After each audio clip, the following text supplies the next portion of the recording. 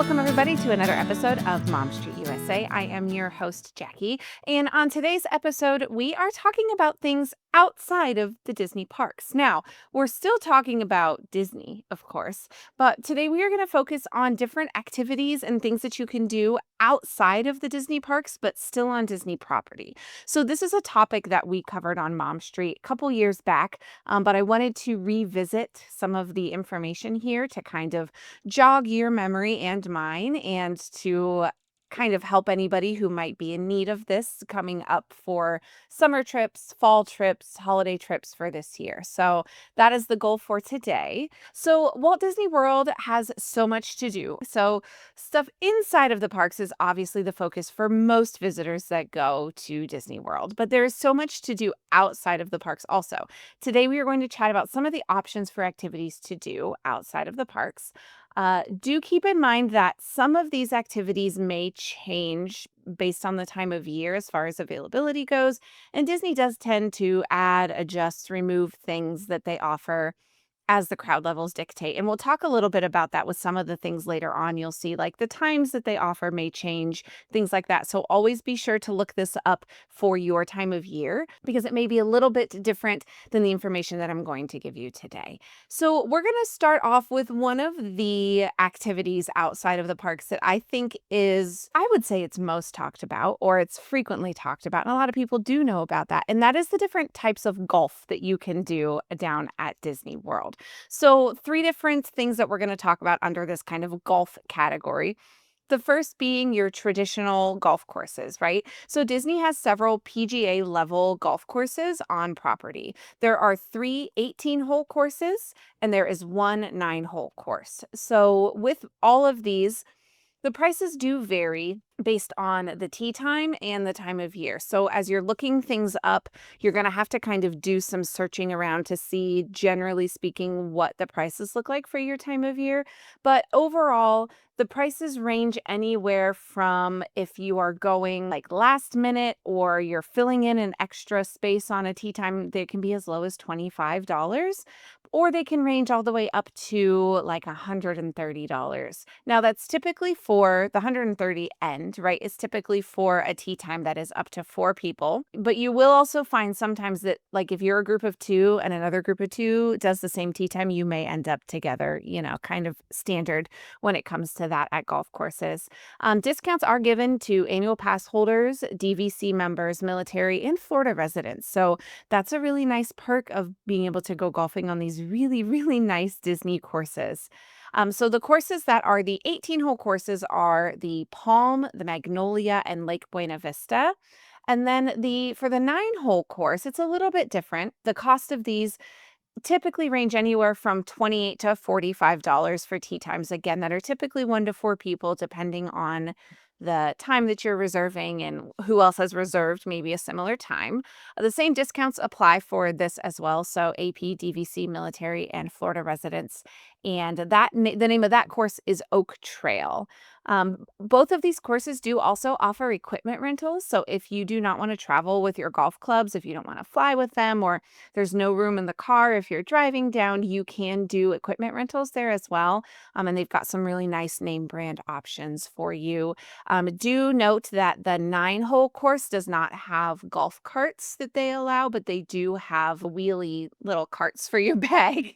And those things that you can choose to use because they don't offer the golf carts. But the 18-hole courses do have golf carts that you can use also. So that is a really fun activity to do. I know that when we went last year, my brother-in-law and my dad went golfing at one of the courses and had a really nice time. They said the course was beautiful.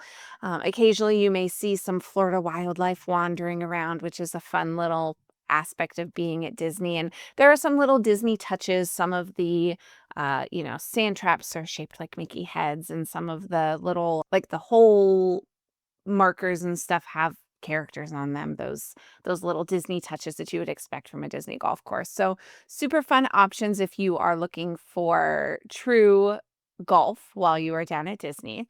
Now, that last course that we were talking about, Oak Trail, does offer something a little bit different than the traditional golf, and that is foot golf. So if you're familiar with foot golf or not, It's basically the idea of golf, but played with a soccer ball, and you use your feet instead of a golf club. So, really, really fun option if you've got some soccer fans or some golf fans that maybe want to try something different on this course. It is only offered at Oak Trail at that 9-hole course. It is $25 to $35 per tee time, and again, those are for 1 to 4 people, so super affordable option, especially if you're going as a group of 4. Really, really affordable option for something to do with a few hours of your time. Now, speaking of the hours for this are a little bit more restrictive. The hours for the standard golf, gosh, it's like 6:30 AM all the way until dark, right? And they do actually do different rates, I should mention, for what they call, like, twilight golf, where, like, you have a later tee time and it's not guaranteed that you're gonna get through the entire course. They offer, like, discounts for that. Those are all on the website when you go to look it up. But with foot golf, it is more restricted to the evening hours for when it is available because they have to swap out the golf holes with the foot golf holes, right? So they're not going to leave those standard golf holes in. They're going to exchange them out for bigger ones that the soccer ball will fit in. So depending on the time of year, depends on when you can start to book a foot golf tee time. If you're traveling November, December into the beginning of January, it's available after 3 p.m. If it's the rest of January, February into March, it's after 4 p.m. And then March, April, May, June, July, August, September, October, yeah, it is available after 5 o'clock p.m. So keep that in mind if you're looking to book so you know kind of time frame what you're looking at.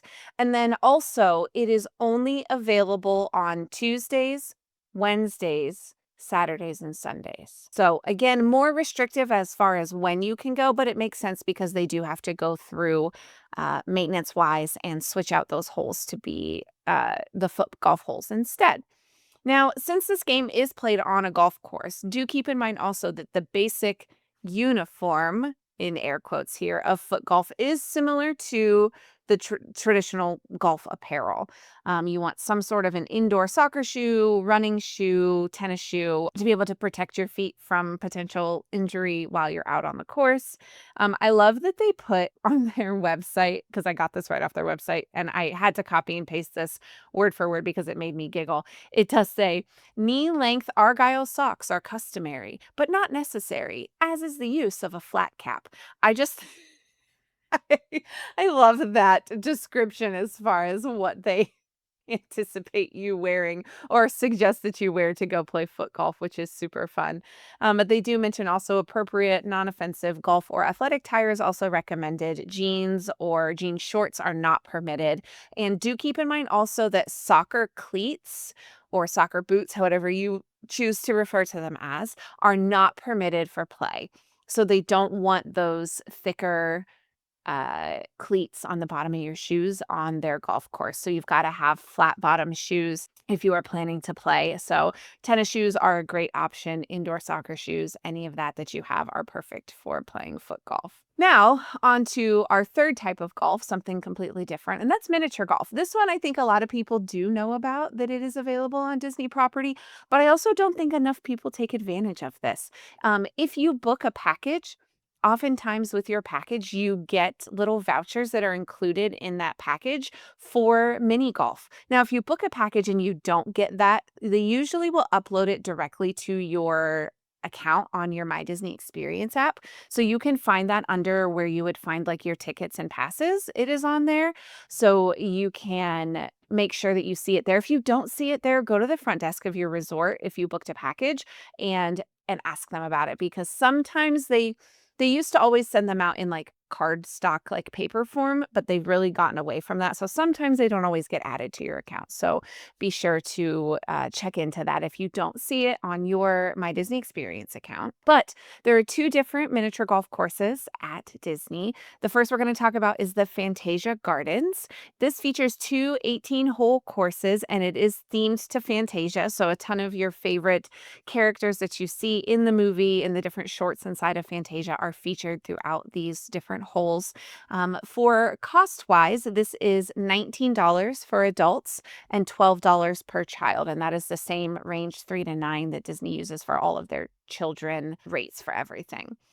For this, walk ups are welcome. You're welcome to just go whenever is convenient. You can also make a reservation if you choose to. I would gather to believe that 95% of the people that play mini golf just walk up and go. I don't know very many people that are making reservations for mini golf just because, again, like I said, I think they're just underutilized at the parks. But super cute theme, really fun activity that you can do with your group whenever you're visiting the Disney parks is that Fantasia Gardens. The other golf course for mini golf is the Winter Summerland mini golf course. And this again features two 18-hole courses. It is $19 for adults and $12 for children aged 3 to 9. So same price regardless of which course you're going to.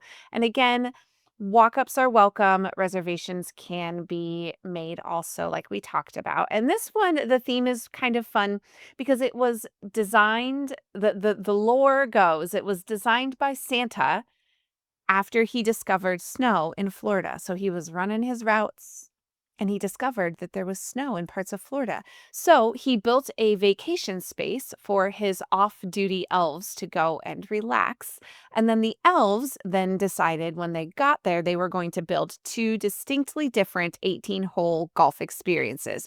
A sand course or a sand-based course that they named the summer part of it, and then a snow-based course that gets the name winter. So fun little story behind the theming of Winter Summerland. But again, both of these are really great options, especially because they are often included in your resort package. So definitely take a look at those for something a little bit extra to do on your day outside of the parks. The next place we're going to visit is Disney Springs. Now, Disney Springs has so much that you can do outside of the parks. So we're not even today going to talk about all of the restaurants you can go to, all of the shopping that you can do, because there are 100 different options when it comes to restaurants and shopping. Today, we're going to focus on some of the experiences and activities that you can do at Disney Springs. So keep that in mind as we go through. If you're like, well, what about the Lego store? What about World of Disney? Love those options, but it's not what we're going to focus on today because otherwise I would do an entire hour-and-a-half episode about all of the things that Disney Springs has to offer. While that's a great idea for a future topic, that's not what we're here for today. So over at Disney Springs, there are a bunch of different options for these activities that you can do. The first one we're going to talk about is the Cirque du Soleil show. So Cirque du Soleil has their own theater at the one end of Disney Springs, and they have a uniquely Disney-themed show that runs over here. So this is not a show that has ever toured or has ever been available to view any other location other than Disney Springs. So the whole theme behind Drawn Together is Julie, who is a courageous and determined girl, discovers an unexpected gift left by her late father. It is an unfinished animation piece. So, guided by a surprising pencil, she embarks on an inspiring quest sprinkled with her Disney childhood memories. And through this journey, she will learn to imagine new possibilities and animate the story of her future. It's a really, really great story. It does, I will just mention, deal with loss and death. So that is something to keep in mind if you're debating about going, depending on how your kiddo does with those topics. But this is something that I haven't been yet, but it's high up on my to-do list. Back about a year ago, I got the chance to chat and interview with one of the performers in Cirque du Soleil. And it was such an awesome conversation. I still am in touch with her today. She's a wonderful human being and an amazingly talented performer. So that's episode 77 of Mom Street. If you want to hop back in the archives and learn more about what the performers do. And we also talked a lot about like why this show is good for kids and different suggestions and things like that. So really, really great option to do if you are looking for something to spend a couple hours on. Tickets for this can be purchased directly at the box office, or they can be purchased online through Cirque du Soleil. So it is a third party. You don't go directly through Disney for that. The ticket ranges are anywhere from $79 to $230 for ages 2 and up, because it depends on like where you sit. If you're super close, it's going to be a little bit more than if you're in the back. But the theater overall is not super huge, so it really is a nice intimate setting for being able to experience this show. The show times that they have are generally Wednesday through Saturday. They have a 5:30 and an 8 o'clock. And then Sunday they do a matinee at 1:30. Then they also have a 4 o'clock as well. So really accessible times, especially if you've got maybe kiddos that have a little bit of an earlier bedtime. Maybe get them an earlier nap and go on that Sunday matinee time at 1:30. That's a perfect time, so you're not out super late and you can still experience the show for what it is. So a really fun option, something unique and totally different, something you can and the show is something you can only find at Disney Springs. Something else in that same area of Disney Springs that is actually not open yet, but there is a new experience coming to the building that is literally directly across from the Cirque du Soleil Theater on the end, on that, I think it's the west end of Disney Springs, and that is Level 99. So this is opening June 29th, which is about 10 days from now when we're recording this. And this experience, I should mention, is primarily for teens and adults. So not necessarily super friendly for littles, but definitely a good option for teens and older. And the description that they have on the website, because again, the information is not fully out there yet because they haven't opened yet, but the information says unleash your potential at level 99, offering over 60 themed challenge rooms, duels, and art hunts that test your mental and physical prowess. Gather your group for a day of fun at a place designed to test your skills. Work together to conquer the challenge rooms, earn rewards, and climb the coveted leaderboard. From solving mysteries in an ancient temple to walking a pirate's plank to beating a giant pinball game, there is something to discover behind every door. Your team will only have either 1 to 4 minutes to beat each challenge, so be prepared to act quick. And then it says once you've worked up an appetite, you can unwind at the two-story bar featuring handcrafted cocktails, local beers, and made from scratch bites, including Level 99's signature Detroit style pizza. So this is a brand new experience coming to Disney Springs. It looks like so much fun. This is something that I am so ready to grab a group of friends to go hang out and experience these little challenges and challenge rooms and things. But it looks like a ton of fun. So if it is open, and that sounds like something that your group wants to do because you've got the right age and the right mindset, definitely check out Level 99 over at Disney Springs. Now, for something that is a little bit more family friendly for all ages, let's talk about Splitsville. Splitsville is a bowling slash restaurant combo that is in Disney Springs. They do have options where you can just go and eat at Splitsville. The food is pretty good. I ate there a couple years back with my family when we were over at Disney Springs. Very good food, nothing like spectacular, but we all had a really good meal when we went. But then you can also pay to eat at the bowling alley and do your bowling while you're enjoying your food, which is a fun option as well. And you can order like full menu options at their bowling alley, which is nice. It's more than just, some french fries and a slice of pizza. So it is $31 to $36 per person, and you can have up to 8 people per lane. And how many bowlers you have depends on like how long you get at the lane. So anywhere from 1 to 2 bowlers, you get an hour. 3 to 4 is an hour 15. 5 to 6 is an hour and 30, and 7 to 8 is an hour 45. So bigger groups, they're going to give you that longer period of time. And food and beverage, like I mentioned, is available through the servers at the lanes for an additional cost, obviously outside of the bowling. So they do have servers that will come to you just like a standard restaurant and take your order and bring your food to you as well while you're bowling, which I think is really fun. We didn't do the bowling aspect of it when we went because we were just short on time and just needed something to eat while we were over at Disney Springs. But like I said, the food is really great. They've got great drink selection, super fun. Uh, Really great atmosphere for the family to go and enjoy some family time and do some bowling while you're there. The next one that I'm going to talk about is just your standard AMC movie theater. So if you didn't know, there is a movie theater at Disney Springs.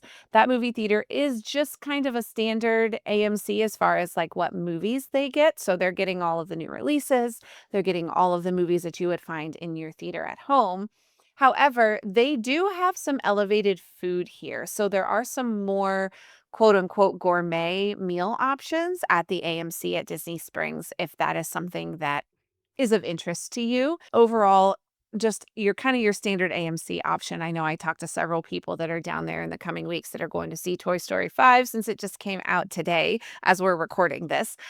So that is a really fun option if you're down there when a movie is being released to, grab a time at the AMC theater to go see it over at Disney Springs. The next two options I'm going to talk about are so uniquely featured at Disney Springs that it's kind of hard to miss them. This one that I'm going to talk about now is maybe for your thrill seekers a little bit more, and that is the Aerophile hot air balloon. So, this is an 8-minute tethered adventure in the world's largest hand painted helium balloon. So, this I feel like is an icon of Disney Springs. Most people have seen it, or you can see it from a distance when you're approaching Disney Springs and see that giant, beautiful blue hot air balloon up in the air. So, like I mentioned, it is an 8-minute tethered adventure. They're open generally 9:30 a.m. all the way until 11 p.m., weather permitting. It will not fly if the winds are too high. So, some different things to look out for with that. Tickets can be purchased at the attraction location on a first come, first serve basis. So, you can't do any pre purchases or any advance reservations for this. It is first come, first serve. Admission cost is $30 for adults and 25 for kids 3 to 9. Also, guests over the age of 12 are permitted to ride by themselves. However, children under 12 must be accompanied by an adult or somebody that is 18 or older. So if you've got some teens that want to do it and you just want to stand on with your 2 feet firmly planted on the ground, you can watch from below as they go up in the Aerophile hot air balloon over at Disney Springs. But I love this option. This again is something that I would consider. I'm not like super fond of heights, but I do feel like this is one of those things that I should probably experience once in my life, right? The next and last thing that we're going to talk about at Disney Springs, again, we're not getting into shopping and eating in restaurants and those things, is another kind of iconic experience over at Disney Springs, and that is the Amphicar rides. So if you don't know what an Amphicar is, it is essentially an open air convertible style car that seamlessly will transition you from land to water. So it's basically a car boat, for lack of more descriptive terms. This is a 20-minute guided tour across the waterways of Disney Springs. It is $125 per car. So this one is not split per person, it is per car because you just go with your group. They're not going to pair you with some other people that are waiting as well. And you can generally fit 3 to 4 people in a car. So $125 per 4 people. That's a pretty good experience price. The tours generally go from 10 a.m. to 10 p.m. daily. Again, weather permitting, they're not going to take you out when it's pouring down rain or lightning and thundering outside. And reservations for this are also only made in person. You cannot reserve this ahead of time. It is only in person at the Boathouse restaurant. So there's like a little stand that they use where you can go to walk up to make your reservations. But this experience is really, really cool. And it's a little crazy to just even stand and watch them go out in the amphicars, right? It feels like something out of like futuristic movies that we watched as a kid, right? Because these cars start on land and then they just drive straight on down the ramp dock and into the water. So really, really cool experience that you can really only have at Disney Springs. That is another great option if that is something that sounds like something that your family would like to do. So the next thing that we are going to talk about is more related to the parks, but still outside of the parks, and that is different fireworks viewing options that you have, because believe it or not, there are a lot of them that you can see the fireworks, but you don't have to be inside of the park. So let's talk about the Magic Kingdom fireworks first. So if you are someone that wants to see Happily Ever After, a couple different options that you have. The first and probably the most well known is the beach area over at the Polynesian Resort. So if you're at Magic Kingdom or if you bus to Magic Kingdom, you can hop on the monorail and take it to the Polynesian, and you can go out the backside of their resort and find like the boat docks and the beach area and some of the grassy areas and still be able to see the fireworks from there. Now, do keep in mind with this location, they will close it to resort guests only during really busy times of the year. So, 4th of July, the Christmas holiday, Easter sometimes, they will close that off to only resort guests can sit there and view it just because of crowd levels. But if it's not closed and you're able to, it is a really nice option to go over and view the fireworks. They obviously pipe in the music, and you'll be able to tell where a good location is by if you can see the little top turret of the castle from where you're at. It'll be right over the tree line as you look across the water. So if you can't see that castle, you're not going to get as good of a view. But as long as you can see the sky kind of above and around it, you should be okay. Another option is one of the other monorail resorts. We're going to talk about all three of the monorail resorts with this because those are your best options. And that is the Contemporary Resort. So we talked about this actually a couple episodes ago when we talked about like date night options. But the California Grill restaurant, which is at the top of the Contemporary, has a rooftop patio. So if you've got a reservation for California Grill, at any point in time in the evening, they open at 5 o'clock. So anytime 5 o'clock or on, you can return with your receipt and gain access to that patio viewing area for the fireworks. It's a little known kind of hidden gem of being able to eat. Not only does California Grill have really, really good food, but they have that little bonus, which is nice as well. There's also the Celebration at the Top fireworks dessert party. This one comes with more of a price point because it is about $249 per person, but that entire fireworks dessert party does take place up on top of that patio as well. So another option if you're looking for a splurge or maybe you're looking for a date night like we talked about a few episodes back with Duck and Jess on our last hub episode, this is a really, really great option over at the Contemporary.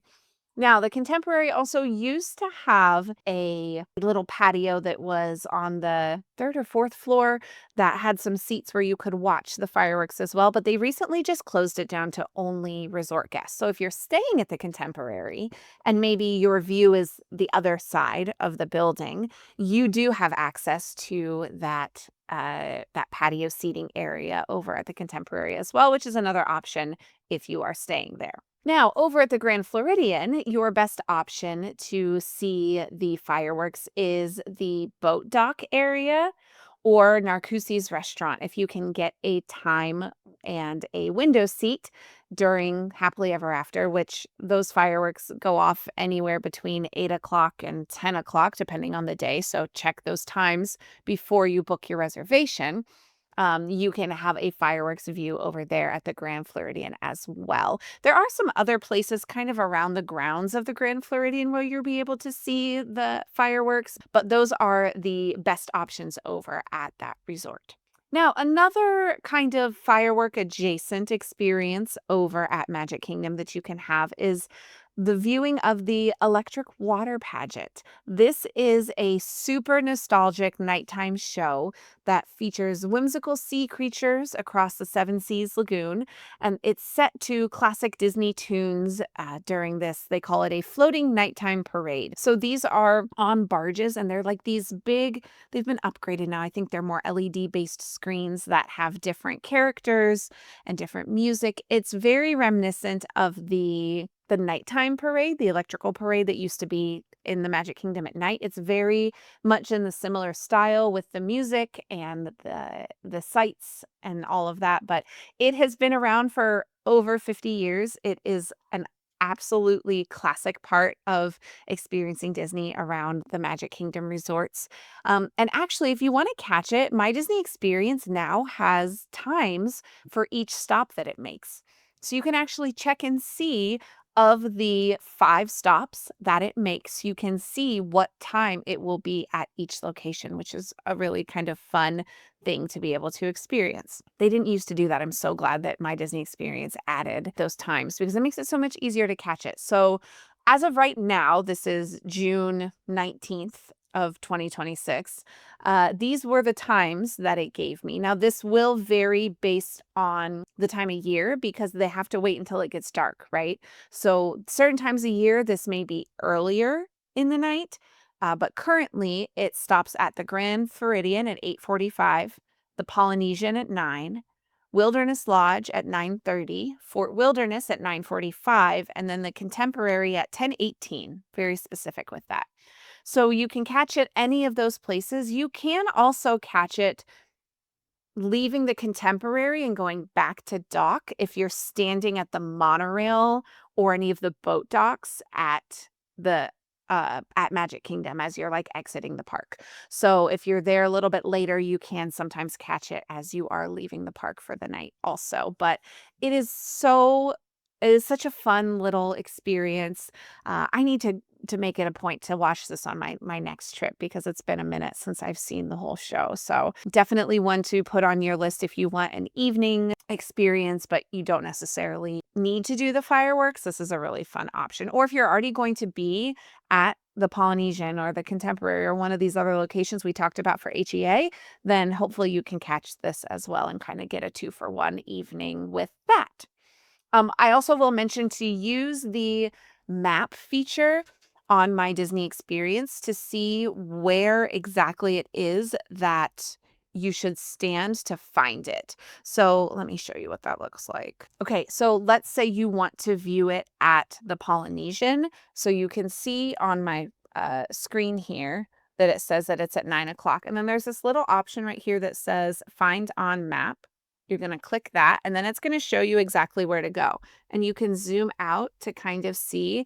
They're just suggesting the beach area at the Polynesian for that. But you can do that for all of the different locations because some of them are easier to find than others. You'll be able to see all of the locations on your My Disney Experience app. So definitely take a look at that so you know where to go on the resort to make sure that you catch the pageant as it comes by. All right, let's talk a little bit more about fireworks. I do just want to briefly mention that if you enjoy the Epcot fireworks, now the Epcot fireworks obviously are a little bit different than Magic Kingdom. The Magic Kingdom fireworks are primarily up in the sky, up above the castle, easier to be seen from far away. The Epcot fireworks don't have nearly as many up in the air features as Happily Ever After does. So with Luminous, if you want to be able to see some of the fireworks, it's going to be a very obstructed view because so many of the fireworks are lower down to the World Showcase Lagoon. You can see them a little bit from the boardwalk area, basically the like bridges before you get to the boardwalk. You obviously don't want to stand behind the boardwalk because then all you're going to see is building. But also, if you're staying at the boardwalk and you have an Epcot view, you'll be able to see your fireworks from there. Sometimes if you get the right room at the Swan or Dolphin, you can also see these fireworks if you're up far enough and far enough back. But really, there's no great outside of the park view of the Epcot fireworks just because there are trees and because so many of the firework features of this show are down closer to the ground. But I did just want to mention that if you are an Epcot person or if you're staying over in that area. The other thing with fireworks that you can do are one of the fireworks cruises. Now, this is going to be obviously an expensive way to view the fireworks. This is available over at Magic Kingdom, and you will be able to see the fireworks from the Seven Seas Lagoon. So prices for this start at $4.99 plus tax, and they do vary by date. The more busy and the more sought after days are going to be more expensive. That's just the way dynamic pricing works with Disney. Boats will seat up to 10 guests. So that is a nice feature that you can split that $500 10 ways if you have that many friends that want to go with you. And just to note that you're going to want to make sure that you arrive an hour and 15 minutes prior to the fireworks start time for that. And that is something you do want to reserve ahead of time to get that all situated for your trip.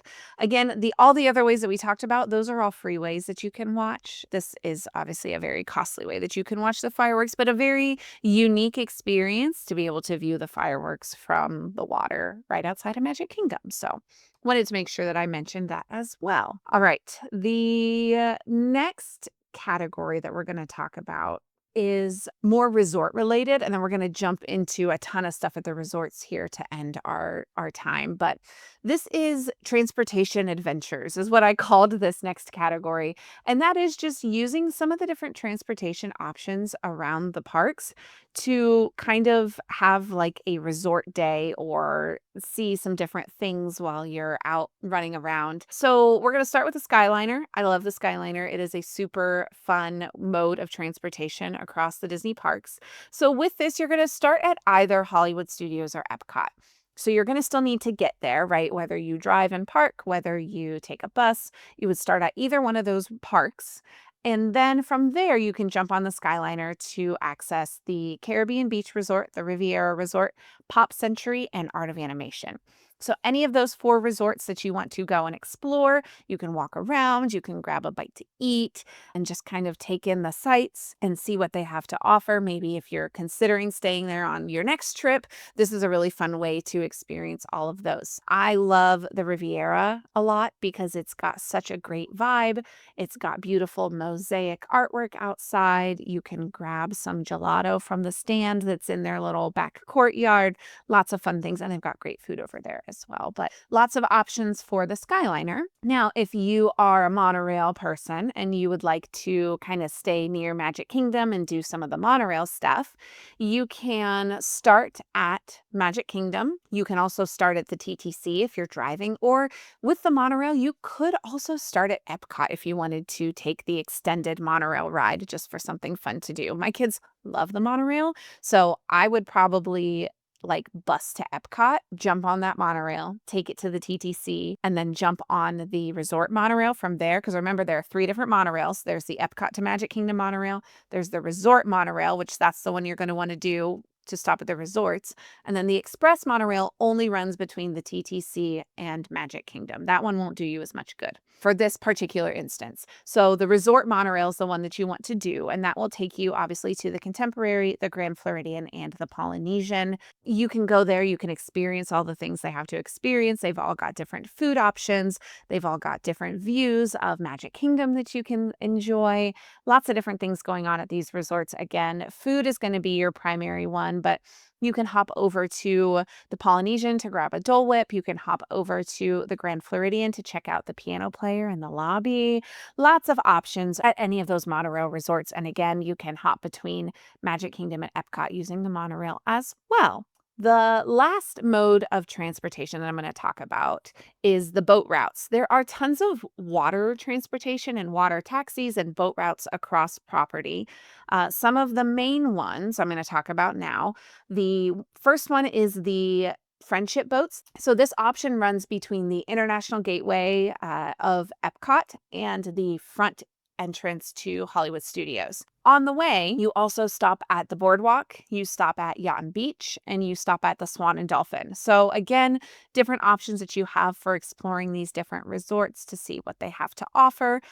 Do keep in mind, and I should mention this for anybody that is visiting these resorts, keep in mind that some of the amenities at these resorts are only for guests, right? So this is not me suggesting to go there and use the pool. That is against Disney policy. You can only use the pool at the resort you're staying at or sister resorts if you're staying at one of those options. So just keep that in mind. But anybody can go and enjoy quick service or dessert or look around the lobby or any of those types of activities.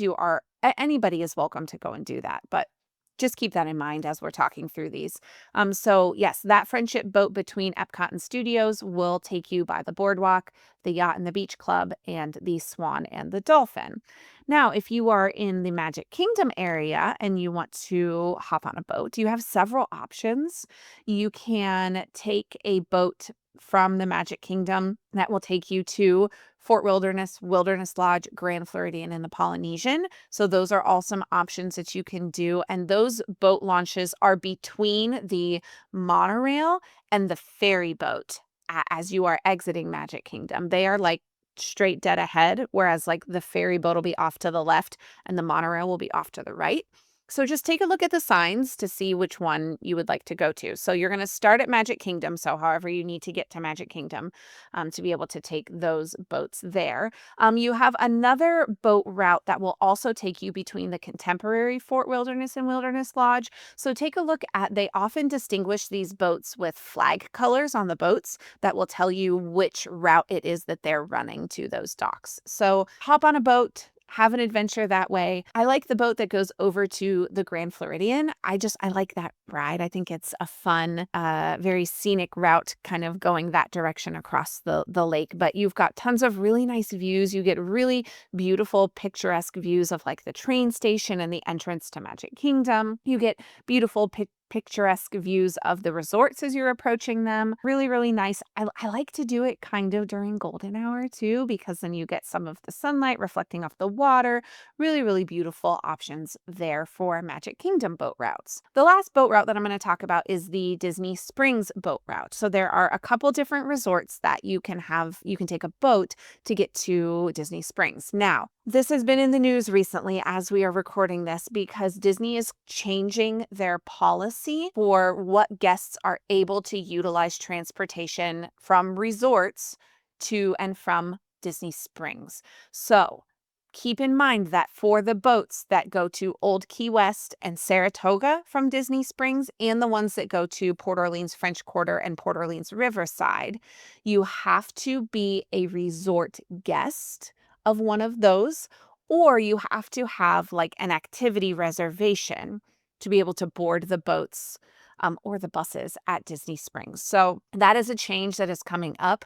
So do keep that in mind. If you are somebody that likes to visit those resorts from Disney Springs, you need to have a specific reason to go in order to be able to board those boats if you have parked at Disney Springs. So they're trying to alleviate the people that are abusing the free parking at Disney Springs, I believe, is the whole purpose behind this. We'll see what happens with that, but definitely look into that if you are someone that wants to take those boat rides. Now, if you're staying at one of those resorts, you have free access to those boats, no problem.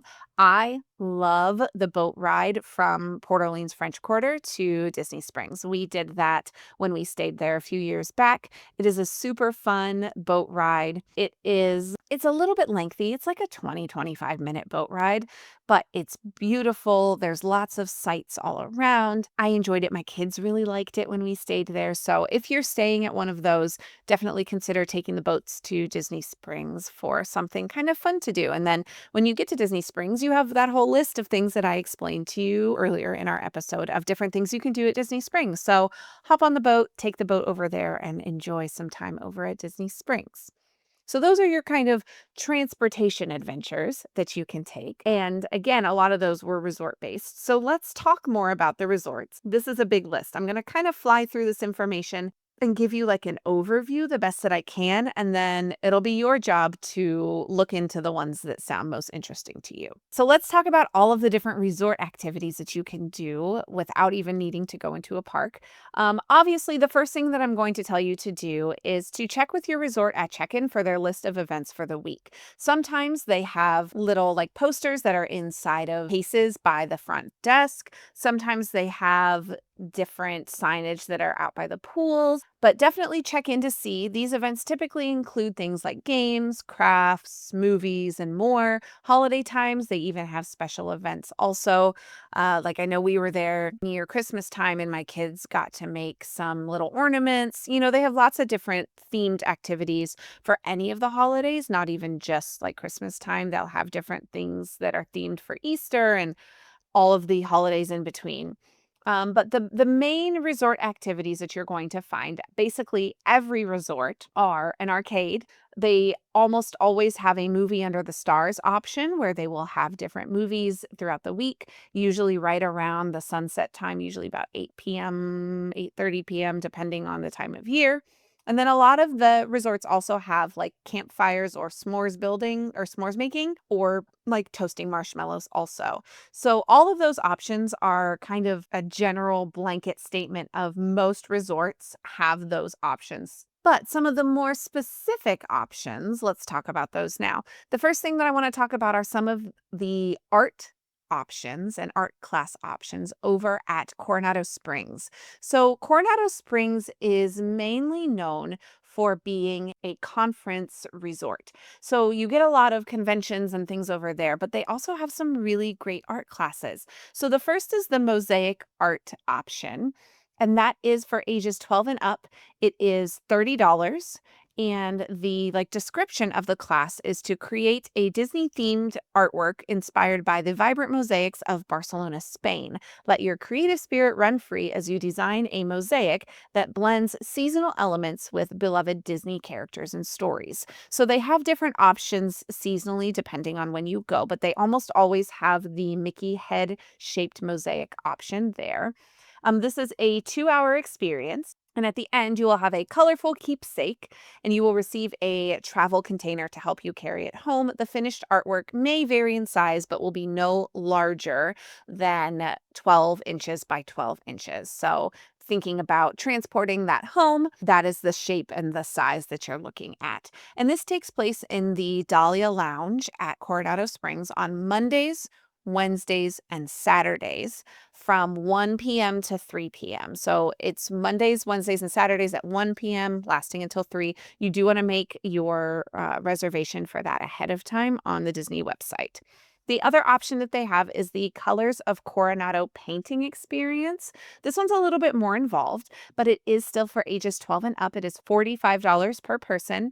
And the description of this one is it says, take in the breathtaking views of Walt Disney World Resort while you create your own masterpiece. And this is held at the Toledo restaurant. So the restaurant is obviously not open when they do this class, but that is where you will sit and paint.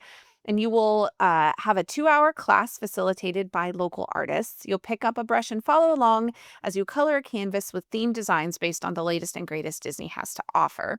And this does mention that returning guests can expect a new design each month. So this frequently changes. So if you do it once and you want to be able to do it again, chances are good you're going to get a different scene or a different experience to paint. When you're done, you'll have a brand new original. This one is 11 inches by 14 inches piece of art to bring home and show off to all of your friends. So 11 by 14 for that one. Again, thinking about transporting it home. Make sure that you have kind of space in your luggage if you're flying or in a carry-on or however you're going to get it home. And this is every Friday at 1 p.m. Again, you want to reserve your time ahead of time on the Disney website, but two really fun art options over at Coronado Springs. And now for something completely different, we're going to go over to the Grand Floridian Resort. And over at the Grand Floridian, they actually have a fully functioning spa, which I don't know how many people actually know that the full name of the Grand Floridian is the Grand Floridian Resort and Spa. So this is a spa service that is available for 18 and up. However, there are a few options for teens ages 14 to 17. They can do if they are accompanied by a parent or guardian for the entire experience. So under 18 has to have a parent or guardian stay with them the entire time.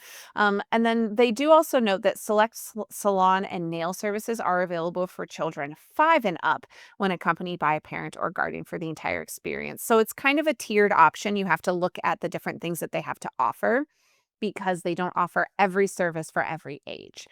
You do book this online. It's not, you go through the Disney website, but you actually book on a third-party site for them. For 18 and up, massages, facials, nail services, hair, and makeup options, they range anywhere from $20 for a basic nail service all the way up to $300 for full massage and facial and all of that. And they, have all sorts of price ranges in between. For the kids and teen services, they offer facials, massages, manicures, and pedicures. And those, again, start around $35. And they go up to $200 if you book one of the more involved packages. So all of that information and all of the little kind of detailed packages that they have are available for you to look at on the website, even without booking. So you can start on the Disney website, type in the Grand Floridian Spa. It'll take you to that page and you'll be able to click through to look at all of the different options that they have and the different price ranges that they have. But a really fun way if you maybe have some kiddos that really want to do like a hair option, or if they want to do mani-pedi, Those are really, really great options to do that you could maybe do halfway through your trip. I know one of the options as I was looking through all of these is like, what did they call it? Like a tired feet teen option or something where it's like a foot massage and a pedicure. So lots of really cute options that they have over at the Grand Floridian Spa. Let's talk about boat rentals. So we talked a little bit about boat rentals with the fireworks cruise, but let's talk about like other boat rentals that you can do. And then we're also going to talk about fishing in kind of coordination with that. But there are boat rentals that you can do at a ton of the different resorts. So the boat rental options are available at the Contemporary, the Beach Club, Grand Floridian, Yacht Club. The boat rentals are first come, first serve, and they are the Sun Tracker brand of pontoon boats. Now, I don't know that much about boating, but I got that off the website. They do seat up to 10 guests. And they're actually really affordable. They're only $49 per half hour. So you can go there. Again, first come, first serve. You do not make a reservation for these, and you can talk to the people there about how long you want to go out, what your options are, and all those details with them. The driver must be at least 18 years of age. So don't send all your teenagers that are under 18 to go and rent a pontoon boat. You've got to have somebody to drive it that is at least 18 years of age. Generally speaking, their hours are 11 a.m. to 5 p.m., but that does vary depending on the time of year, weather permitting, all of those details as well. But several different options of where you can rent those. At one of these locations at Fort Wilderness, you can also rent kayaks and canoes. So if that is something you like to do, if you're very outdoorsy, you've got a family that's very outdoorsy, you can rent kayaks and canoes over at Fort Wilderness. Again, these are first come, first serve. It is generally 9 a.m. to 5 p.m. daily. And it is $10 for 30 minutes. Now, keep in mind, these places claim that they're open until 5, but they stop letting people rent, usually speaking about 30 minutes before they close, because the point is they're supposed to have everybody back in and they can close down their shop for the evening at 5 p.m. So you definitely want to be there by like 4 to make sure that you get enough time to go through all of their information and get all the waivers signed. But Fort Wilderness is where you'll find those kayak and canoe rentals. And they do have, for all of these, they do have life jackets and all of that safety information and everything they give to you whenever you go to rent there as well. Now, something kind of adjacent to that is these fishing options that they have. So they actually have a fishing option that is the dockside fishing. So one that you don't even need to go out and drive a boat around. So this is at the Port Orleans Riverside and Fort Wilderness resorts only. It is $6 for 30 minutes of fishing on the dockside, and they give you the pole and the bait. The bait, I believe, is a little bit of an extra cost. I want to say $4 or $5 for different container sizes. It probably depends on what they have available and that, but you can do dockside fishing over there. It is all catch and release, obviously. I believe it's primarily bass that you are fishing for in the waterways at Disney. And that's what Disney brings in for the fishing experiences, but don't quote me on that. So dockside fishing over at Riverside and Fort Wilderness. And then they do offer fishing excursions as well. So the excursions are offered at Fort Wilderness, Caribbean Beach, Contemporary, Grand Floridian, Old Key West, Polynesian, Port Orleans Riverside, Wilderness Lodge, and Yacht Club. So lots of options for where these fishing excursions can take place. Something fun to note that I didn't realize, and I've looked at these fishing excursions before, but I didn't realize some of them super early in the morning.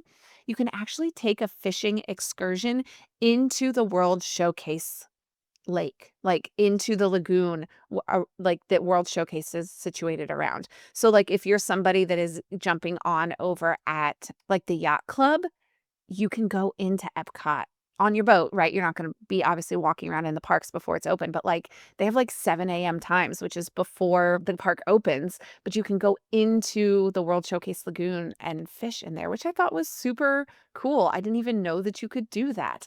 But they have 2 hour and 4 hour excursions for these fishing experiences. A 2 hour one generally ranges anywhere from $250 to $300. A 4 hour one is $450 to $500. And they have a couple different types of boats that you can go on.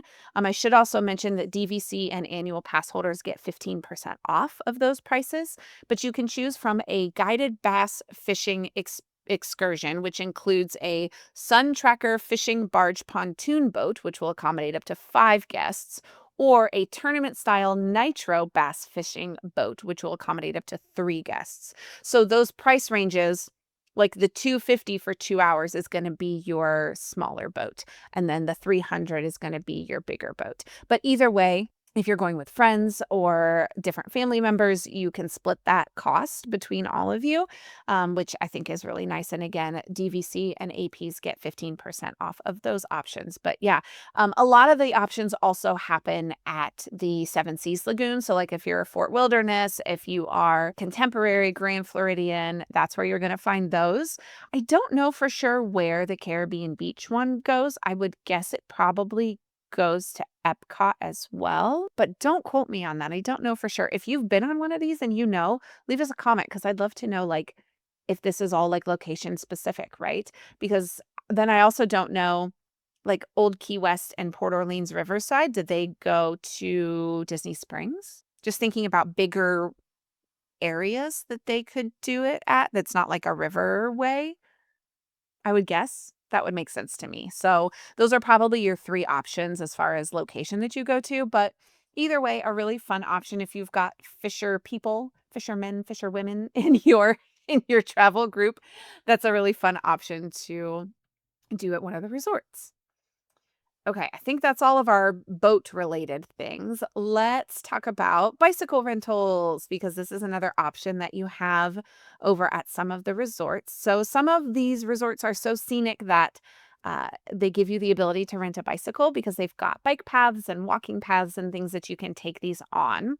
So they have both adult bikes and children's bikes, and they even have some that have training wheels on them, which is a really nice feature. They are available on a first come, first serve basis at the following Disney Resort hotels. So Old Key West, Port Orleans Riverside, Saratoga Springs, and Fort Wilderness. They all have bicycle rentals that you can do. The price range for bike rentals is $9 per 60 minutes. So if you just want to take a couple laps around the resort and then go back and return your bicycle, you can do that. Or they are $18 for the whole day. So if you'd like to rent it from 9 a.m. to 5 p.m., you will pay $18 for the whole day. So if you'd like to have that ability to ride around throughout the day, that could be a really fun adventure that you could go on, especially some of these resorts. Like some of these resorts are huge. Old Key West and Saratoga Springs are massive resorts. So is Fort Wilderness. Port Orleans Riverside's a little bit smaller, but I guess you could take your bike over to French Quarter potentially and have that kind of extended route that you could take. But all of these resorts are beautiful and scenic. Old Key West and Saratoga Springs, especially, you go near some of the golf courses. So just absolutely beautifully scenic at these locations. Do keep in mind that Florida law requires bicyclists under 16 years of age to wear helmets. So anyone under 16 is required by their law to wear a helmet. Guests must remain within the specific resort area where the bike has been rented. So it's not like you could grab a bike at Saratoga Springs and ride it to Disney Springs. That is not allowed. You have to stay in the resort area for which you rent. Now, the reason that I mentioned Riverside, Port Orleans Riverside, is I don't know for sure if they would let you go to French Quarter because it's all connected by those pathways or not. So that would be a question you'd have to ask if you're over at Riverside and planning to do a bicycle rental. Now, the other style of bike rental that they have are the Surrey bikes. And I actually just did this with our good friends Sarah and Ty on my last trip. And oh my word, we had so much fun doing the Surrey bikes. We chose to do it over at Port Orleans Riverside.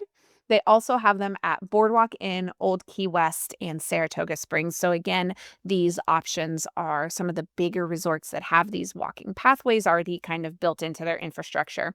But you can choose a two-person or a four-person Surrey bike. Do keep in mind that if you are doing these Surrey bikes, they're heavy.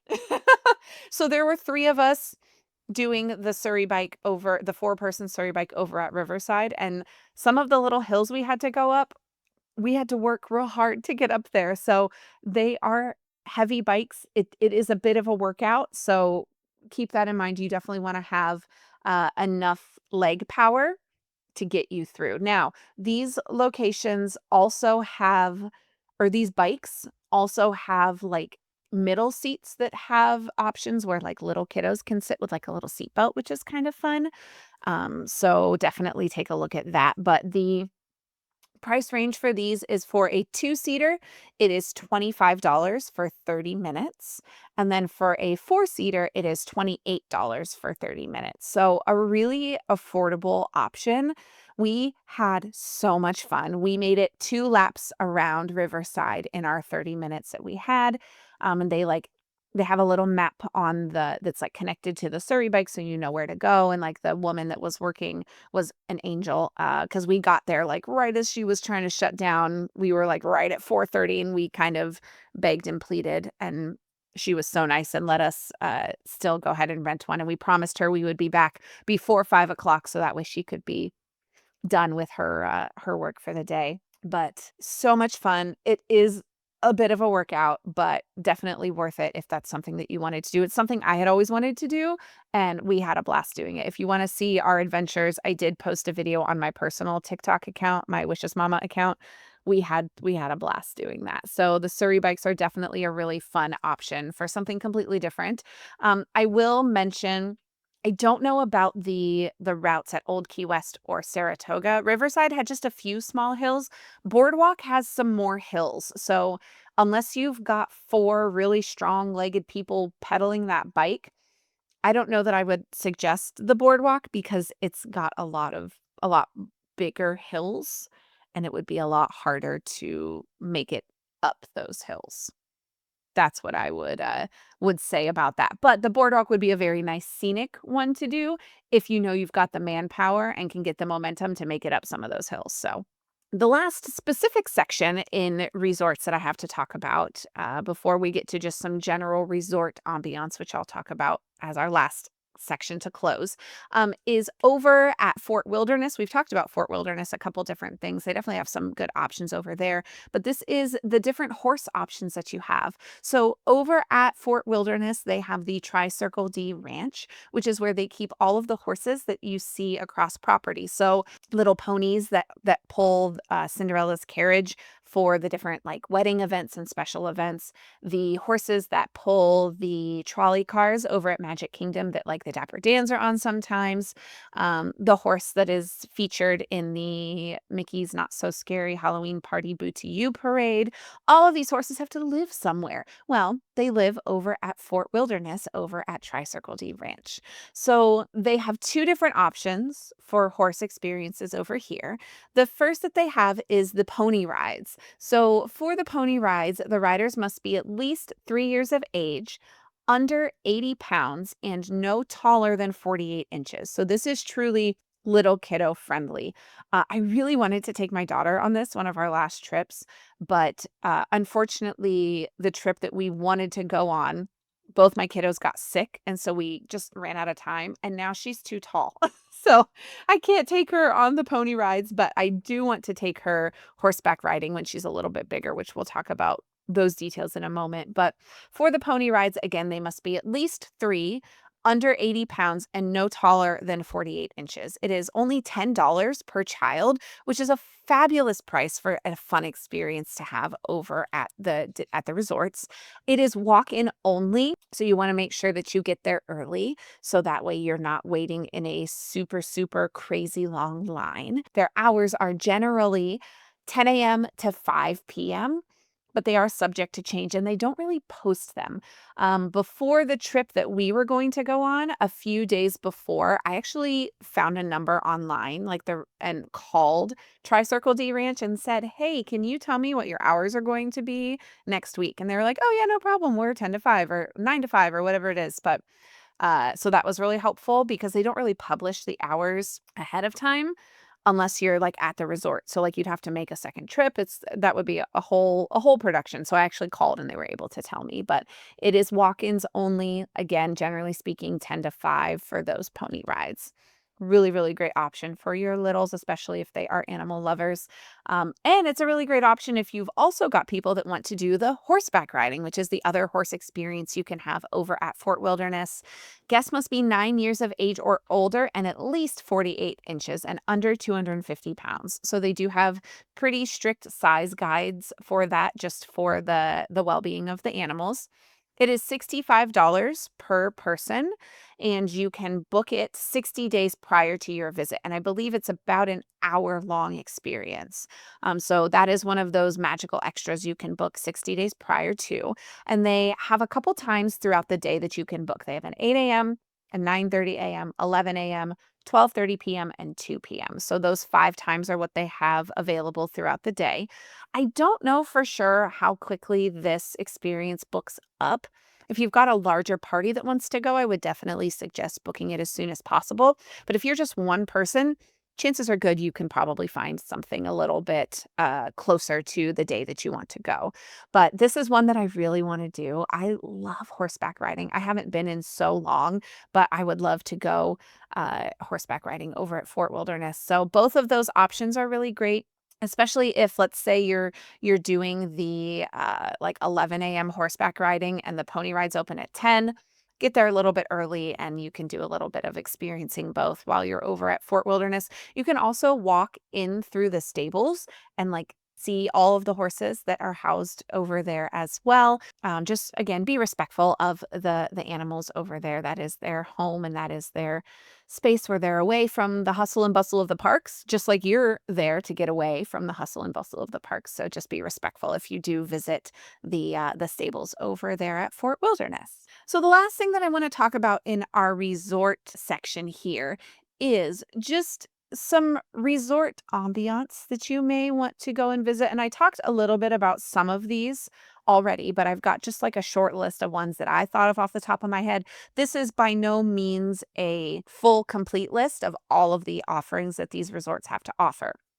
But what I would suggest is picking a resort that you've never been to before and that maybe looks interesting or sounds interesting, or maybe one that you're considering staying at, and just go over and see what they have to offer. Different sights to see, food, like we talked about, different experiences. So, like if you're going over to Coronado because you want to do the art class, well, then check out some of the other things that they have going on over there, right? All of these resorts have a ton of different things to offer. Some of the ones and on my short list, Animal Kingdom Lodge has amazing animal viewing. If you go out the backside of the resort at either building, you can have savanna views. You can see zebras and giraffe and antelope and water buck and all sorts of different animals. And they've got like animal viewing guides and little animal information panels that you can read like at a zoo. So that's a really fun one. And Animal Kingdom Lodge is just absolutely gorgeous. So that's a really fun one to visit. We talked a little bit about Port Orleans French Quarter and doing beignets over there. And they've got some great unique food options over there as well that are not like your standard food court food options. We talked about the Riviera earlier. I love the Riviera Resort. It's just absolutely gorgeous. They've got beautiful mosaic paintings all over. They've got an amazing view of like the Skyliner and the Caribbean Beach Resort. The food is incredible. If you're eating at Topolino's, which is the restaurant that is on the top floor. They've got a character breakfast in the morning and like fine dining for dinner at the evening. It's just great vibes over there. I love, love, love the Riviera Resort. Another one, we just talked about Port Orleans French Quarter, but also Port Orleans Riverside. You can go over there to catch a show in the evening that features Yeehaw Bob. He's a very famous entertainer over at Disney. So look him up and see if that is kind of your speed. Over at the Polynesian, they've got Trader Sam's Grog Grotto, which is the bar, the tiki themed bar that's over there. But they also have Dole Whip and some other options as far as different food and great theming over there on any of the outdoor patio seating. So that's another great option. We talked about the Grand Floridian earlier and the pianist that plays in the lobby. So that's a really fun option, especially if you're a fan of that style of music, or if you've got some kids that maybe enjoy piano playing or play the piano, go over there and check out the pianist in the lobby. The boardwalk has a ton of food options and some really great sites also over there to check out. And it's a quick walk from Epcot, which is a nice location over there. Again, that's like my short list of ones that I could think of off the top of my head. But every resort has something to offer that you can do without a park ticket, without needing to pay an extra crazy amount of money. You're going to eat anyway, so why not try a restaurant at a different location? And any of the quick service locations across property, you are welcome to go to without needing to have, you're not going to have a reservation, but jump on a transportation option and go over to a new resort and check it out. It's a lot of fun. Well, I think that kind of wraps up our Fast and Furious ideas of things to do without a park ticket at Disney and for your non-park days. Gives you hopefully some options to consider. We like to kind of pair one or two things together with like a pool day or a sleep in morning if we've been going at the parks and we just need a little bit of extra time to rest. All of these are really great options for that. So hopefully this list gave you something new to consider for your next Disney trip. And as always, if you need help planning your next Disney trip, you can reach out to me, momstreetusa@gmail.com. I am not a travel agent, but I love helping people with itineraries. I love helping people coordinate their lightning lanes. I have lots of experience and knowledge for all of that. You can also comment on any of our posts or send me a DM on social media. We are at Mom Street USA on all of our different social media accounts, including our Patreon, which is one of the best places to get a hold of me over there for any sort of questions or suggestions that you've got. I'd love to hear from you. Coming up next on Mom Street USA, we're going to talk about next week what kids actually care about at Disney. And spoiler alert, it may not always be the ride. So that is next week's topic. So I hope you'll join me then. But for today, that wraps up all of our information for this episode of Mom Street USA. Thank you all so much for being here and for always supporting me. I so appreciate your time and your energy. And I send you all good vibes. Have a wonderful week. And I will see you on the next episode of Mom Street USA. Bye, everyone.